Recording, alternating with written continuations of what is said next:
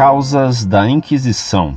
Carta enviada em 17/8/2006 por um consulente de Guarulhos, São Paulo, de religião católica, idade 37 anos, escolaridade pós-graduação concluída, profissão advogado. Li a pergunta de outra pessoa e também a resposta. Desculpe, mas quando temos dúvidas, temos que perguntar a quem sabe mais sobre determinado assunto do que nós. E a função do mestre é justamente a de satisfazer a dúvida e não responder com outras tantas perguntas. O que aconteceu, aconteceu e não se muda mais. Então só nos resta aprender com o que aconteceu para que não mais cometamos os mesmos erros. Gostaria de saber se podem discorrer um pouco mais sobre a Inquisição. O que levou a Igreja a criar a Inquisição? Será que faz diferença quantas pessoas se matam em nome do que se acredita? Também acho que não devemos ser permissionários, mas matar por causa disso? Dizer que estamos vivos graças à Igreja? Não foi a Igreja que defendeu o mundo de Hitler, Mussolini e tantos outros. E também não é a Igreja que vai nos defender do PT e do MST e do MLST e de tantos outros movimentos armados e escondidos que estão por aí. Quero apenas entender sobre a Inquisição e o que levou realmente a Igreja a queimar pessoas vivas em praça pública e saber se é certo, mesmo que dentro de parâmetros seguros, torturar alguém. Que Deus te dê sabedoria e te ilumine para a resposta. Espero ter uma resposta sem ataques, pois em momento nenhum ataco a Igreja. Apenas busco solução para um assunto que, como vocês mesmos dizem, no Brasil há pouca literatura séria sobre o assunto. Que a paz do Senhor esteja convosco.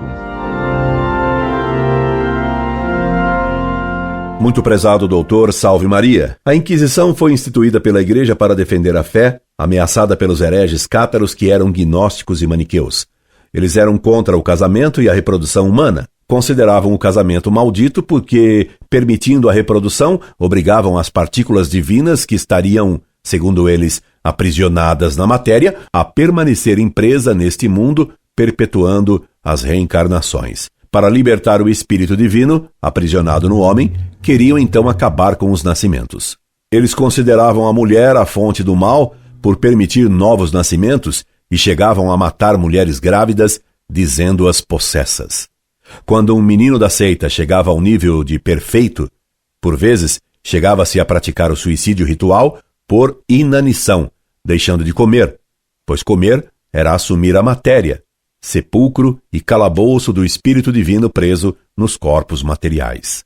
O triunfo do catarismo, ele esteve a ponto de dominar todo o Ocidente, seria o fim da humanidade, pois impediria nascimentos e favoreceria o suicídio. Isso é tão verdade que até uma historiadora protestante, Lia, reconheceu que a Igreja, com a Inquisição, salvou a civilização e a humanidade. Quando o povo tinha conhecimento de algum crime cátaro, por vezes fazia justiça com as próprias mãos, linchando os cátaros. Para evitar esses linchamentos e fazer a justiça correta, a Igreja instituiu a Inquisição. A pena de morte naquele tempo era pelo fogo. A Igreja não matava os que nela não acreditavam, mas matava os hereges que haviam apostatado da fé católica e que, fazendo propaganda da heresia cátara, tinham causado algum crime grave. A Inquisição, como todo tribunal, não tinha apenas a pena capital. Ela condenava a fazer pequenas penitências, rezar ave-marias, fazer novenas, visitar um santuário, fazer um retiro, uma peregrinação, a multas, a prisão, com direito de sair para sustentar parentes necessitados, ao degredo, e somente nos casos extremos, condenando à morte. O número de pessoas condenadas à morte pela Inquisição foi muito pequeno, não alcançando nem 3 ou 4% dos casos. Muitas sentenças à fogueira eram pós-mortem. Com isso, cremava-se o cadáver. A Igreja procurou sempre amenizar os sofrimentos dos condenados à fogueira, modo de executar geral entre os povos de origem bárbara, inicialmente colocando palha no fogo para fazer fumaça que fazia o condenado morrer por asfixia e não queimado. Depois, fez decapitar o condenado queimando o cadáver.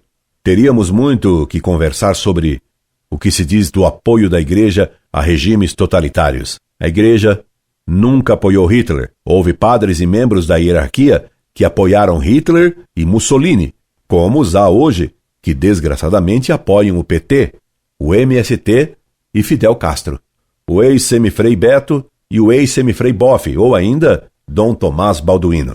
Mas esses maus clérigos não são a Igreja e não defendem a sua doutrina. Incorde Jesus Semper, Orlando Fedeli.